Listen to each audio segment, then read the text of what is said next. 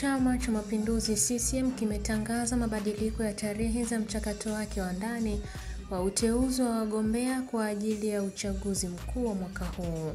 Mchakato huo unahusu nafasi za ubunge, ujumbe wa baraza la wawakilishi na udiwani. Kwa mujibu wa taarifa iliyotolewa na Katibu Mkuu wa CCM Dr. Emmanuel Nchimbi, tarehe mpya za mchakato huo ni Julai 28 mwaka huu hadi Julai 2 mwaka huu. Hii inafanya mabadiliko kutoka kwa tarehe zilizokuwa zimetangazwa awali ambapo zilikuwa Mei mosi hadi Mei 15 mwaka huu. Dr. Nchimbi amefafanua kuwa uamuzi wa kubadilisha tarehe umefikiwa baada ya chama kufanya mashauriano na wananchi wake. Aidha, amesema chama kimefanya tafakuri na kupima kwa umakini ushauri uliotolewa kabla ya kufikia uamuzi huo.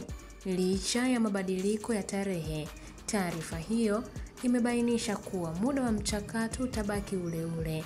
Wanachama wote wanaotaka kuwania nafasi hizo wataweza kufanya hivyo kuanzia saa 2 kamili asubuhi hadi saa 10 kamili jioni katika siku zilizopangwa.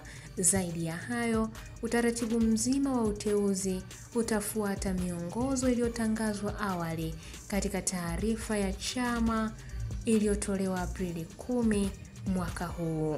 Mimi ni Irene Nziku na hii ni Ambwene Media.